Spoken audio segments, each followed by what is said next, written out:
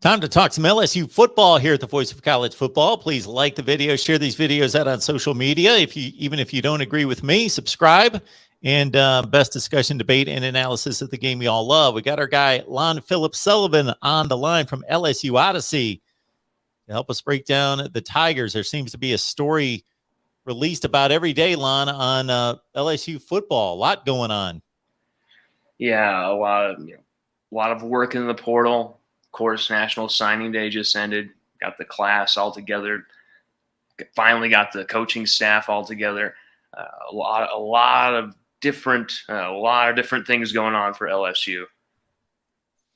So looking ahead to 2023, and one of the prime prospects on the Tigers' radar and Brian Kelly and staff is Tackett Curtis. So what's your feel on Tackett Curtis, and give us a bit of a thumbnail profile on him?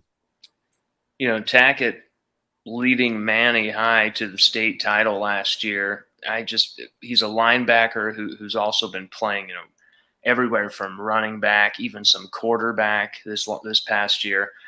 Put up some crazy numbers, 80 plus tackles, just interceptions, fumble recoveries, just stat stuffer all over the board. I think he possibly is the number one defender overall of the entire class because of his do-it-all abilities. And Brian Polian, Joe Sloan have both recruited him early from LSU. That's the thing. There has been kind of a saga with Tackett Curtis, Mark. Tackett Curtis, every LSU fan has always wanted this guy. Everybody's always wanted this kid. Unbelievable athlete, unbelievable freak. Everyone can see the talent. It jumps off the screen, jumps off the page when you look at the stats. When you're in person, even better.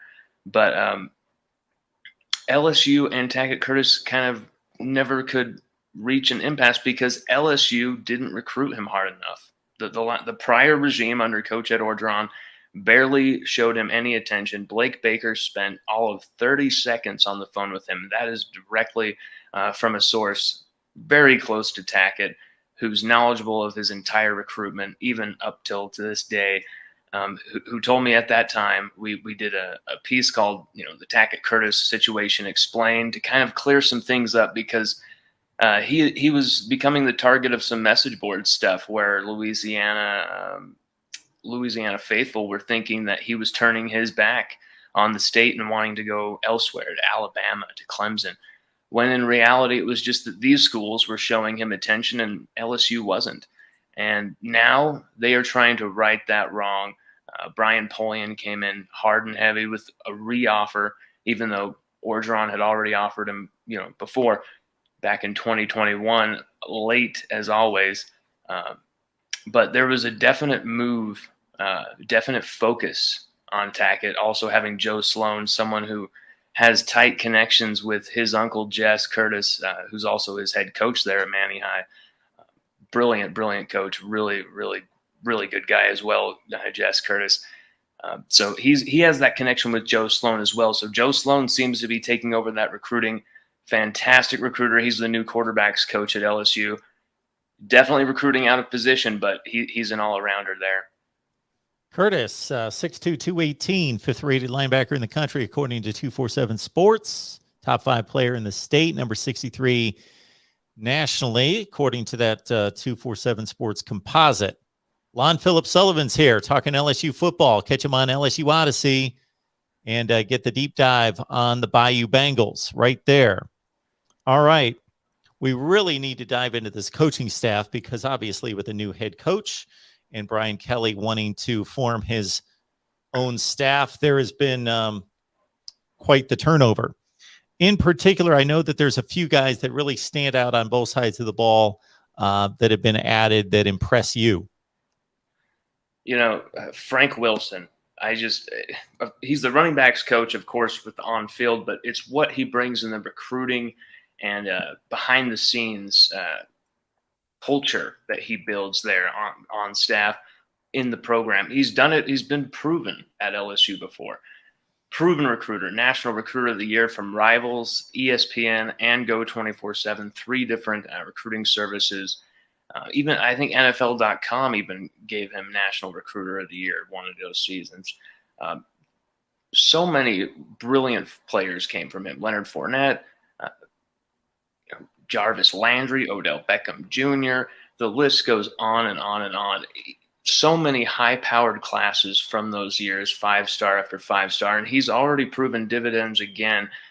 Sealing the deal with Harold Perkins, trying to bring that Texas native / New Orleans native home to where he was first born in New Orleans, and him, Carter Sheridan, they got the job done. But Frank Wilson, I think he can also do something with this running back room, because it's stacked. John Emery Jr. should be fantastic, former 5-star. He had some academic stuff that kept him out last year, but he has shown flashes of being an absolute home run hitter. Corey Kiner, very, very good running back as well, showed some stunning playmaking ability, jumping over guys, stiff arms, spin moves. He's a do-it-all guy as well. Armani Goodwin, he could do a lot with this running backs group. Jamar Kane, the defensive line and run game coordinator, he negotiated that into his job title. He took the USC job with Lincoln Riley and leaving from Oklahoma, and he was, after about 3 weeks or so, he had enough of that, and he unlike Lincoln, he wasn't afraid of the SEC, and he wanted to come join Brian Kelly's staff, and he did some great stuff at Oklahoma. Ronnie Perkins and Nick Benito and those guys. That defense had 30-plus sack seasons in back-to-back years under Kane, and he just seems to be a hellraiser on the recruiting trail as well. The fact that everyone expected Brian Kelly once he started hiring Brian Polian, Kerry Cooks, Jake Flint, the strength and conditioning guy, even the nutritionist. All these guys were Notre Dame guys. Even Mike Denbrock, former Notre Dame guy and former Kelly loyalist of his. All these, the national heads, everybody was starting to think this is going to become, Notre Dame South there in LSU. But Kelly kind of went rogue and kind of flipped the script there and just started hiring Louisiana guys to kind of bring that final ingredient there into the staff that would take this staff over the top, teach him and his Notre Dame guys a little bit about Louisiana. And, Cortez Hankton is one of those guys, just like Frank Wilson, the wide receivers coach who just won a national championship at Georgia. He's pulled off, he was kind of handcuffed by Kirby Smart's offensive philosophies and his meddling in the offense, and the receiving production kind of bears that out. But George Pickens, Mecole Hardman, some of the receivers, Jermaine Burton, he stole that guy from LSU. He was committed to LSU. He forced a decommitment there. Eric Gilbert, he forced a decommitment there from LSU as well, to bring him to Georgia. And of course, that national championship ring. His parents are New Orleans Police Department officers, police officers. He born and raised in New Orleans. He's coming back home, and he's excited about it. He's pumped up about it, and he's, according to a lot of the players, he's one of the guys who has the most day-to-day involvement with the roster right now, as Kelly handles the transition. And Cortez Hankton, he has a lot to do with this team beyond just the receiving core. LSU football talk right here with Lon Philip Sullivan from LSU Odyssey. Check him out. You see it right there on the banner, LSU Odyssey. Take the deep dive on the Tigers. All right. The transfer portal is humming, and that was to be expected, of course, with only 38 scholarship players on the roster for that bowl game. Now, there was some guys sitting out, and there were obviously injuries involved, but still not a good look there at the Texas Bowl, but that's long forgotten. And now tons of players coming in from all parts of the country. Yeah, just like you said, it's something we may never see again. Having your 6-year senior receiver playing quarterback at the Texas Bowl, it was incredible. It was unbelievable what we saw, what we witnessed. And immediately understanding, Brian Kelly's having to juggle the getting the staff together, people ripping on him about his accent, his dance moves. He's got to worry about Nick Saban and the SEC West and all this insanity his first year. But then he's also got to deal with this tattered, destroyed roster. And it was an absolute just foot stomping, just barnstorming, just pile driving, just dismay through the transfer portal from Brian Kelly, as you saw. First, he comes up with Miles Frazier, who was highly touted, highly pursued by Ohio State. You felt like Ryan Day had one hand around the signing pen, like, let's do this, Miles. And nope, Miles Frazier, which LSU's offensive line were stacked with freshmen, awesome freshman talent. So some really good, uncertain kind of, talent there in the sophomore, junior class, but unproven on the field. What did they need? What did this offensive line group need? They needed experience. Miles Frazier coming in big time, huge right there. But then this guy wasn't even in the transfer portal for more than like 2-3 weeks, Mark. Miles Brennan, he never went anywhere. But Brian Kelly convincing this guy, a story LSUOdyssey.com also broke, convincing this guy he went through everything at LSU, and you thought he had washed his hands of it and had enough. And Arkansas were in the picture, Nebraska were in the picture, Auburn, Mississippi schools were in the picture, but Brian Kelly was able to, out of nowhere, get him to come back, help bolster what is a young quarterback room with very talented, though, Garrett Nussmeier, Walker Howard, unbelievable quarterbacks right there. But once again, they needed stabilization with that veteran force. Who better than Miles Brennan? We even got a long snapper, Slade Roy, out of East Carolina. But then Mekhi Garner. We stole a few of Billy Napier's old guys from the Raging Cajuns. Mekhi Garner, cornerback. We desperately needed corners. We were decimated at the DBU brand was at stake, Mark. The DBU brand was at stake. We lost in one offseason Derek Stingley Jr., Eli Ricks, Cordell Flott, Dwight McGlothern.